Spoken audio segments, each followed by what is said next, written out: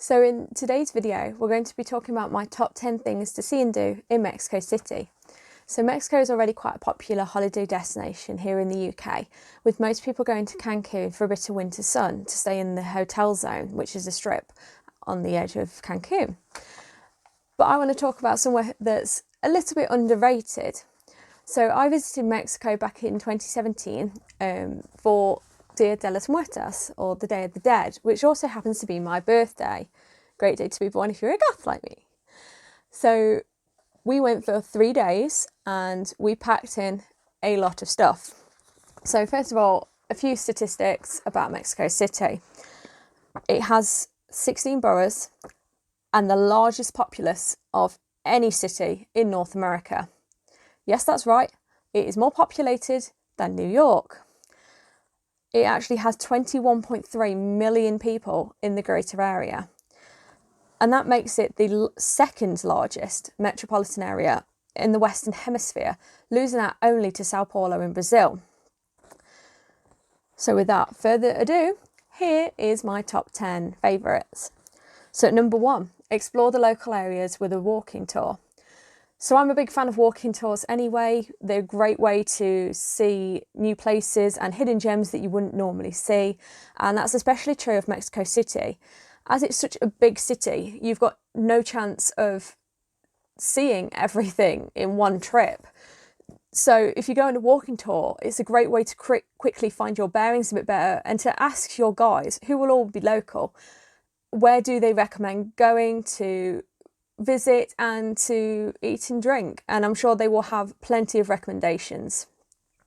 We did one that went to a few places in the night time, and that was possibly one of the best days of the trip. So next we have drink tequila, mezcal and pulque. So you'll have heard of tequila.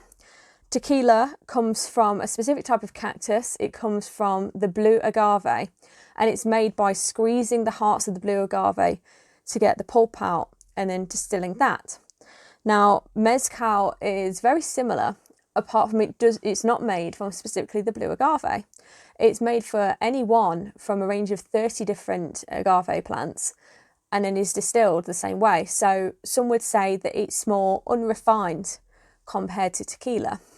Now, pulque is not seen very often outside of Mexico because of its short shelf life. It can't travel very far. Pulque comes from all the way back from the Mesoamerican times, and it was used as a ceremonial drink and as a medicinal tonic, so quite an important beverage. Now, it has a very odd consistency. It's very frothy and also quite thick, a bit kind of like natto if you've ever seen that in Japan, but without the little bits in it. It generally comes served in a bucket, flavoured with fruits such as papaya. And it's a communal drink. It's not like you'd order a shot of it. It comes in a big bucket with a big spoon for ladling it out, and you have it as a group in a bar. So the next point on my list is to try the food. Now, I thought before the trip that I did not like Mexican food. I was very much mistaken. It turns out that I didn't like the Mexican food that I tried in the UK, which is more like Tex-Mex. Mexican food is really customizable with different types of tortilla used in flour varieties or corn, and whether they're soft or hard, different meats, cheeses, and pretty much everything else is on the side, and you can add what you want to really just customize your meal, which I thought was really great for someone who's a bit of a fussy eater like myself. It meant that I didn't have to go hungry for the time that we were there. And the food is always really fresh and really flavourful. It's amazing. So number 4, watch Lucha Libre.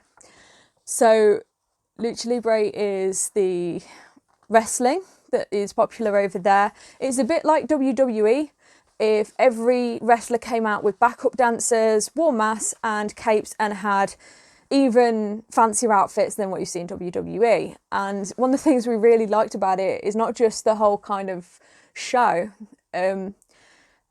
it was the whole experience whilst we were there. So for example, we had people walking around the stands to take your order at the bar, and they would go and get your drinks for you and bring them back, so you didn't have to disturb anyone and leave your seat. And there's people walking around selling different snacks like crisps and like nachos and popcorn and things like that. And even Domino's Pizza sent people to the arena with ready cooked personal pizzas to sell for a really, really cheap price. So if you hadn't had your dinner before you come, problem solved. So I think the UK really needs to get on board with this, because it was really good actually, and it was just such an entertaining evening. So the next part of entertainment that you should take in is visiting Plaza Garibaldi. So Plaza Garibaldi is a special area that has been designated a magical neighbourhood by the Mexican government. So that is an area that has significant historical importance or cultural importance that they think is worthy of tourism. So they promote these areas by calling them magical neighbourhoods. And Plaza Garibaldi's claim to fame is it's considered the home of mariachi music in Mexico City. So mariachi music, if you've never seen it before, they all wear matching outfits, and they have a lot of kind of like brass instruments and guitars and singing. It's a very specific type of music. You'll have probably seen it on a Doritos advert, much better in person. And for the price of about £5, they will play you a song and then pose with you with all their instruments for you to take pictures afterwards. So you've got something to put on Instagram. And the people, you can tell they really enjoy what they do being musicians, and it's really nice to see. So Plaza Garibaldi also has something else there, which is now point number 6. So that is the Tequila and Mezcal Museum. And then there's also a chocolate museum, which is in another part of the city. So the Tequila and Mezcal Museum was the only museum that we came across that had things in English. So Mexico City is not one of those places that really caters to the Western tourists. Things are in Spanish, Mexican Spanish.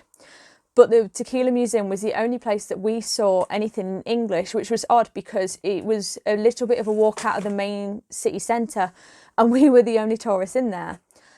But we really liked the museum because it was laid out really well, and the whole process of how they make the tequila mezcal was explained really well. And then we went up to the rooftop bar for our complimentary samples of tequila mezcal, and they had sombreros for us to try on whilst we sipped our drinks and looked out over the plaza listening to mariachi music. So really atmospheric, really cheesy, but really enjoyable all the same.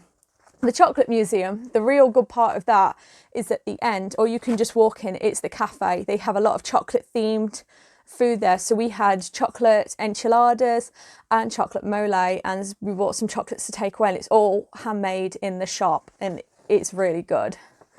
So point number 7, visit Chapultepec Castle. So Chapultepec Castle is located on Chapultepec Hill in Chapultepec Park. It's 2,325 metres above sea level, so it's a little bit of a trek to get to the top of the hill, but I promise you it is worth it.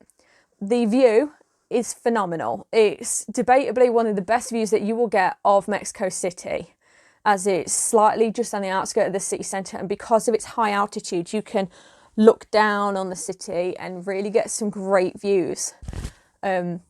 Just make sure that you check the opening hours, because we went, I believe, on a Monday to find that it was actually closed on Mondays and had to come all the way back. You need to take a train normally or a bus to get there. They have their own subway station. The subway is like nothing I've ever experienced before. I have never seen such pushing and shoving to get on a train before. The bus is not much better, but if you time it so that you're not going through rush hour, then it's not too bad. Plus, the public transport there is really cheap. So, at number 8, we have dancing with the locals. So, the locals are very welcoming and friendly towards tourists who want to dance. And in fact, if they see you standing at the side, kind of looking in and not getting involved, my experience will be they will come over, grab your hand and pull you in and show you what to do and get you dancing with them. it was great fun, and the bar that we went to is the bar that had the pulque that we went to on the walking tour after going to Arena Mexico. So it was one hell of a night with the locals. It was amazing, and we just found the locals to be really friendly and welcoming, and the kind of dancing that they do tends to be more kind of like salsa or samba music, and it was so a live band as well, so that was really an experience. So don't be scared, just jump in. If you don't know what you're doing, ask a local, they will be more than happy to show you the ropes. Number 9. This was something that we didn't expect to see. We were looking before we travelled about if there was any Day of the Dead themed activities going on, and we found nothing.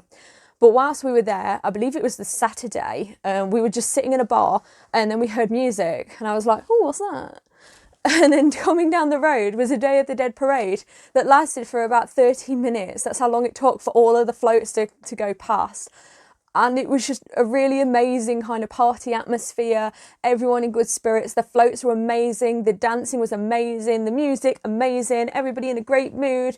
And there were so many different floats and groups that had come out to join in. It was amazing. So if you're going around the Day of the Dead, have a look online and see whether you can find about this parade. I believe it's on the Saturday nearest the Day of the Dead. And finally, at number 10 is an attraction that we didn't actually get to go to due to the time constraints. Now, I'd heard about this attraction before. I know more about it now than what I did before I went.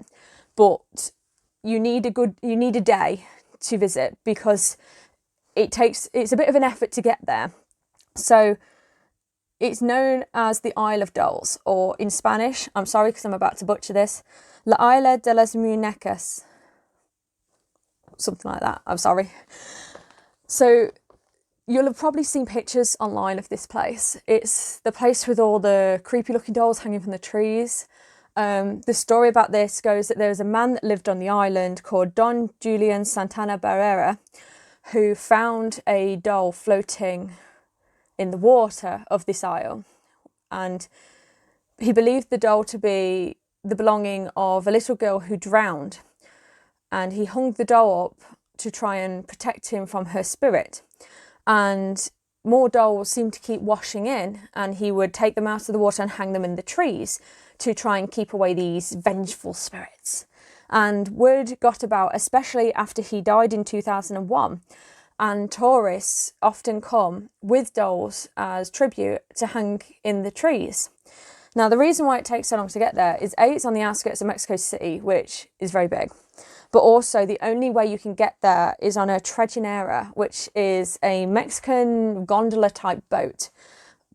But a lot of the locals won't take you there because they are superstitious and they're scared about harm coming to them because of the spirits. So this is something that's worth booking in advance to make sure that that you're going. And it's something that if I go again, I would definitely make sure that I do. So they were my top 10 things to do in Mexico City. Let me know if you agree or if you don't agree for that matter. And I hope to see you in the next video. Bye.